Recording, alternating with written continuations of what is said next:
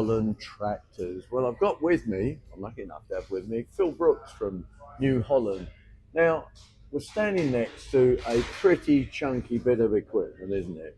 This tractor. Certainly is, yeah. What model is this one? So this is our T6 .155. It's our mid-range tractor, very popular, this range of tractor.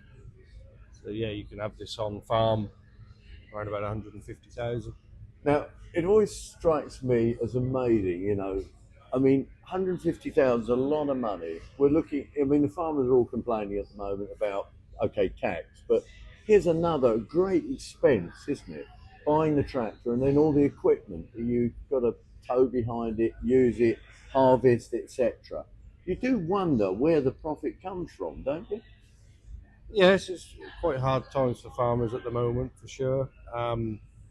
The tractor's been developed off the back of farmers' needs, you know, so the technology inside the tractor, you know, with the auto steering, transmissions, lift capacities, etc. is, you know, a lot of the expense comes from the development of the tractor, not necessarily just the hardware itself. There's a lot that goes on in our development process to make sure the tractors are efficient, particularly with the engines, with the emission regulations, etc. So yeah, I think we forget that a bit because we always think of cars, always worried about car emissions, but actually agriculture suffers with the same thing, doesn't it? exactly, yeah. So these are, you know, Tier 5 emission regulations compliant, and you know, there are some countries in the world, such as, you know, if you went to Beijing or somewhere like that, the exhaust gases coming out of this tractor are actually cleaner than the air that would go into the inlet. So, you know, that's how efficient and clean these tractors are these days. Are these AdBlue, diesel and AdBlue, Yes, is it, this one? Yes, AdBlue, yes, to clean the Now, emissions. okay, we hear a lot about diesel and how we're going to have to, in the future, change the way we, you know, use different fuels. Where have we got to with New Holland, do you think? The New Holland now have a methane-powered tractor available for sale. So we're selling them out to farms. There are certain farming applications that would produce methane. Oh, I suppose dairy farm with the farms, slurry. yeah, exactly. So New Holland have gone down the route where we've actually got a subsidiary company called Benneman, and they are experts in capturing methane and processing it to make it clean to then use in engines, you know, more like a petrol type engine with spark plugs that will actually run completely clean on methane. And that's important, isn't it? What you just said, it's completely clean, the Absolutely, end product. yeah. So the emission regulations on a methane powered tractor, we don't have to have the AdBlue, we don't have to have diesel particulate filters. The methane is such a clean fuel that it's actually all, pretty much emission free. So if you can imagine farmers that are under pressure to reduce their methane outlets, we can capture that methane from the slurry pit, clean it, and then they can then efficiently run their machinery, you know, off that same methane.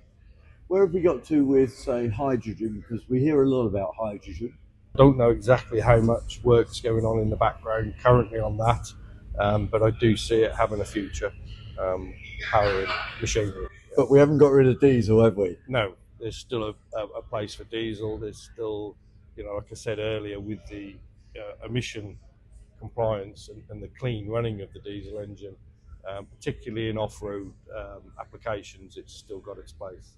And I suppose really when you look at that, what you're saying is a cleaner air. That is, you went back to the cost of the tractor, is the development of cleaner diesel engines is so important, isn't it? Absolutely, and that's happened in cars, lorries, everything, hasn't it? It has, yes. I mean, there still is an emission amount, but they're as clean as they're ever been. You know, the days of seeing sort of black smoke coming out of a tractor are well gone and have been for many years. Yeah. Where do you see just battery? Do you see battery being possible or not? On smaller tractors, yes. the problem with large tractor applications is the weight and also the life of the battery. You know, until batteries become advanced enough to give a longer life charging time, you know, a lot of these tractors would use up the battery power in no time at all. So you might see something like a hybrid type of arrangement where you would have a smaller engine running a generator to charge batteries. That's a possibility. A bit like hybrid cars, really. It's a follow-on, isn't it? Or diesel electric trains, that kind of thing. Yeah. Which we forget we've had around for a long time, haven't we? Absolutely, yeah. And of course, the equipment that you're towing and using uses so much hydraulics, doesn't it, today as well? Yes. So that's all added power that the engine has got to produce, isn't it? For the hydraulic flow and lift capacities, etc. Yes.